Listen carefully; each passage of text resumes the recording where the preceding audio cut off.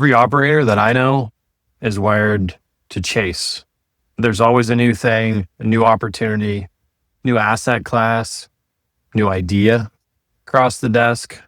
There's always something new and exciting. I feel it too. It feels like ambition, but a lot of the time it's just noise and it's a distraction.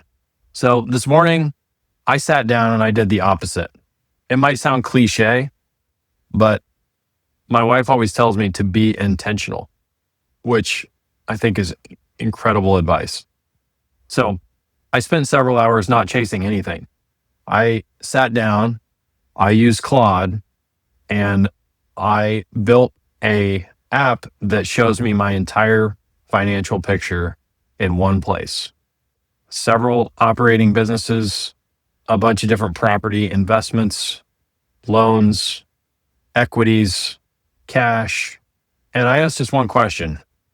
Am I being intentional or am I just reacting to whatever showed up this year? How many of you as operators or even employees can tell me what your taxes are going to be next year? What strategies could you employ right now to mitigate those taxes and plan for the future? What do you believe is happening to economics in the world? And are you being intentional in your business and your operations to leverage that? So, do you know where you're at financially? So this is the whole idea. It's not necessarily just your personal finances, but are you challenging yourself not to have shiny object syndrome, to make a plan, to set out your goals and be deliberate and intentional on what you're spending your time on, what you're putting your money in, and what new opportunities do you actually chase? So most operators are great at the offense. Chase the next thing, build the business, make it happen, but they don't have a lot of defense for the planning when that business is successful and what to do next. So I'm Brent Neely. Welcome to the Wealth Cockpit. And today we're going to talk about some specifics of how I leveraged AI to be intentional in my financial planning. So there's a hidden cost of what I call shiny object syndrome. I know I didn't make that up, and I know it sounds like a LinkedIn clickbait article, but shiny object syndrome is a real thing, and being intentional is really important. Capital scattered across half-finished bets, not enough reserves because you're so bullish on your business, no overarching theory to tie it all together. I use Claude Code, but Claude Cowork is a great tool as well. You can download financial statements, profit and loss statements, general ledger exports, everything into a folder on your computer and point Claude Code at it and tell it to make, or Claude Cowork. Claude Code's a little bit more technical, but it does a very similar thing to Claude Cowork. Point at the folder, tell it to help you build a financial dashboard, tell it to interview you on what your theories are with money and your goals, and help it to have you build a full-on intentional plan. Operators, we tend to deplete our liquidity reserves because we feel like sitting on cash feels lazy. There's always opportunities to improve the business, to make more money. But that discipline only comes from having a well-structured plan. You might have one business or multiple. You might want to deep dive into that particular business, but what do they actually throw off? What cash flow is real? Business owners tend to focus on the top line a lot, the revenue coming in, and the expenses, the reinvestment, the inventory, whatever it is, are not always as exciting. So dive into those real numbers, get real, give it your bank statements, have it rebuild some of your financials. What real cash flow can you count on every month coming out of that business? So real estate investments, most smaller investors don't focus on the right metrics. So return on equity is one of the most important metrics in my mind for rebalancing your portfolio. Look at where you have equity. Look at how that equity is performing for you. Yes, there are costs to selling, positioning that equity, but set a threshold for what your target return on equity is. Over time, the return on equity tends to go down, especially if you have amortizing debt on it where you're paying that off. You're locking more and more equity up with appreciation and principal pay down every year, where your returns might not be growing proportionally. So this needs to be done on a regular basis. But a property can be a fantastic asset, but a really lazy use of your equity. So put all your real estate in one spreadsheet, look at it all through the return on equity lens, the cash on cash return, and see what's working well for you, what isn't. Look at real cash flow on that property with CapEx honestly counted. So a lot of operators fool themselves. I am extremely diligent on accounting for CapEx in my apartment investments, my office investments.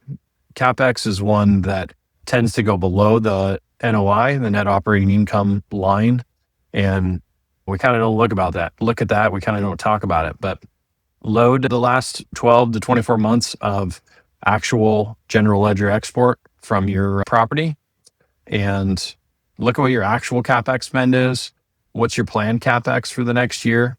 And plug that into those same numbers. That feeds right into cash on cash and return on equity. Some properties can look fantastic when you're looking at the NOI. Cash in cash looks great. Everything seems really exciting, but then there's no cash flow. You're not actually taking money out of the bank because all that is going into CapEx spend. Something to be really real about. If any of you listening, like you're going through your head, you're like, well, maybe I don't want to know that.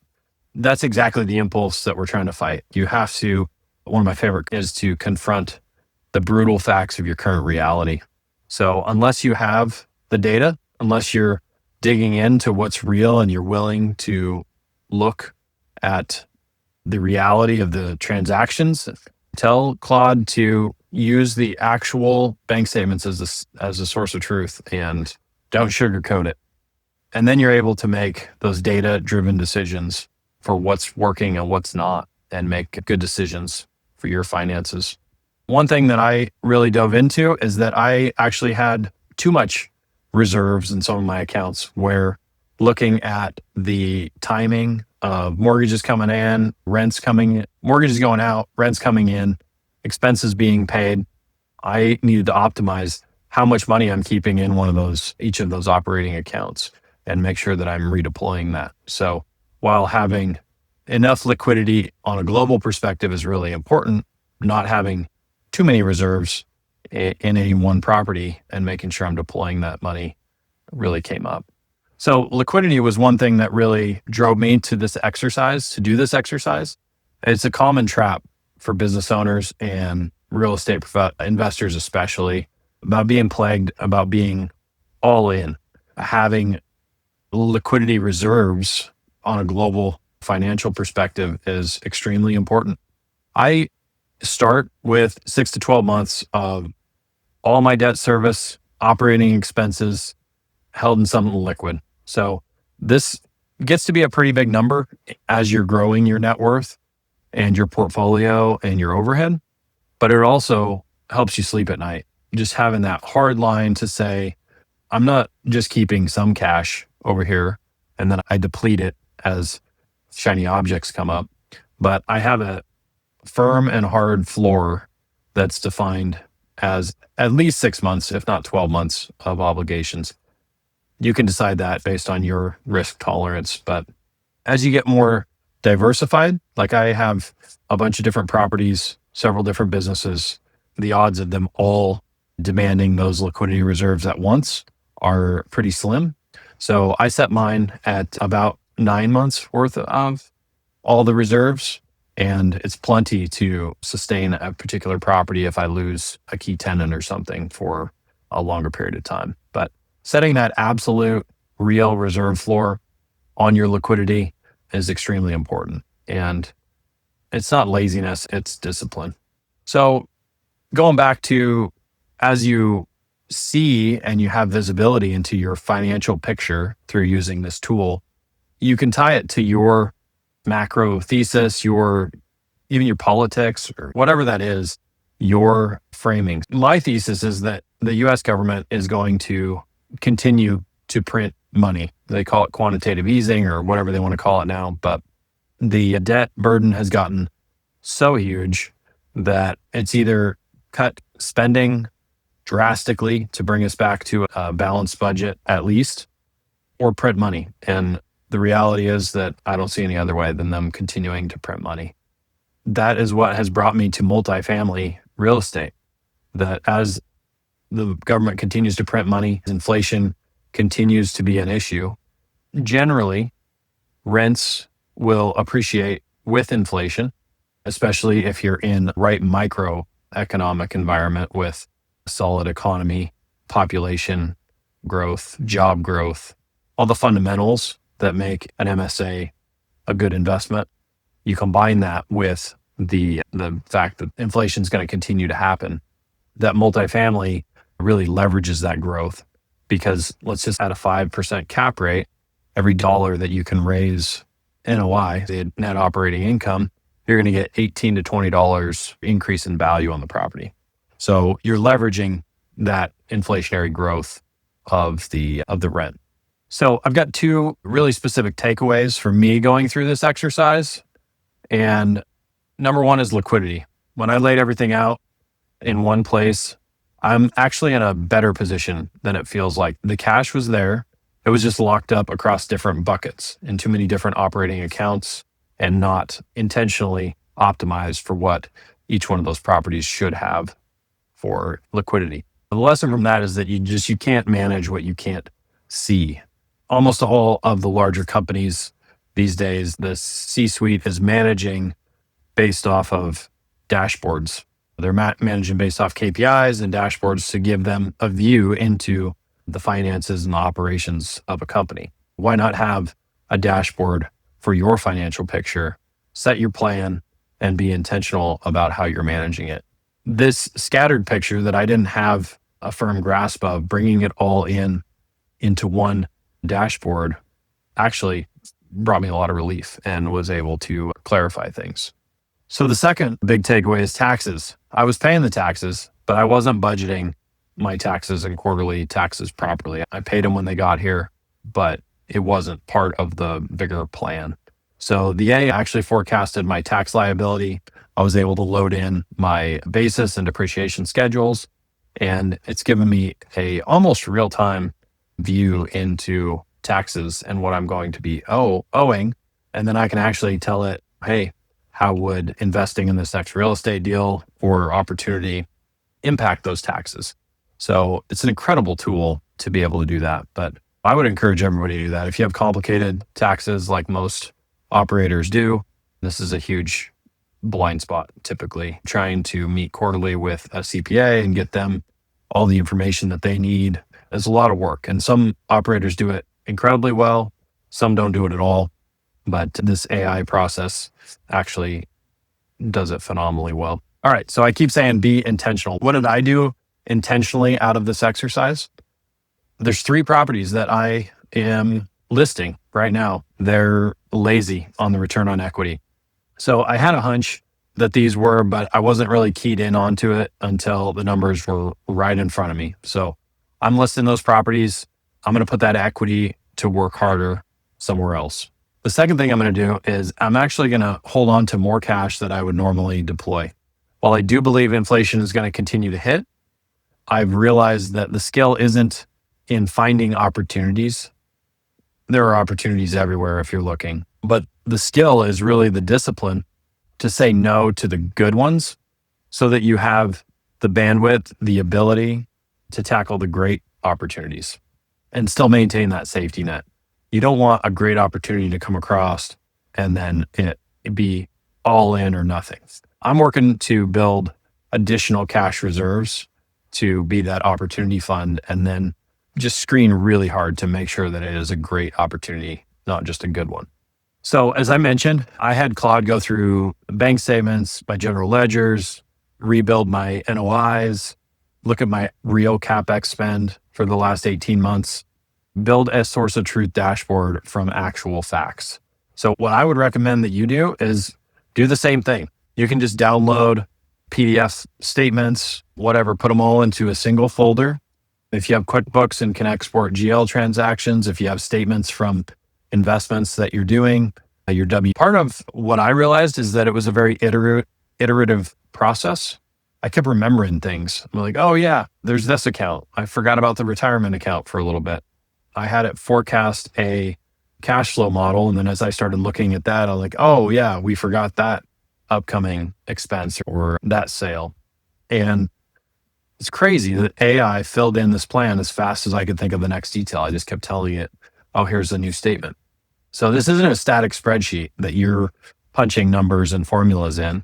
It's a living model that you can think out loud. You can tell it to interview you for your thesis, your goals, where you want to end up, and have it give you advice on how you get there. AI isn't just a marketing tool, draft this email, or here's my new Facebook or LinkedIn post. This is a strategic partner, is how you should look at this. And it's an incredibly useful tool. So while I was doing this, I ended up talking to a buddy of mine. Hopefully he's listening.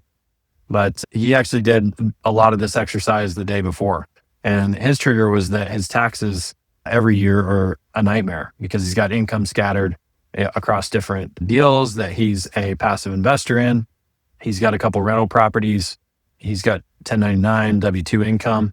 And the point is, the more successful and diversified that you get, especially being a business owner, it gets more complicated. And people are reaching to AI to get intentional about it. This is exactly the kind of workflow that I outline in my AI playbook. So you can go to neelypi.com/playbook. It's a totally free.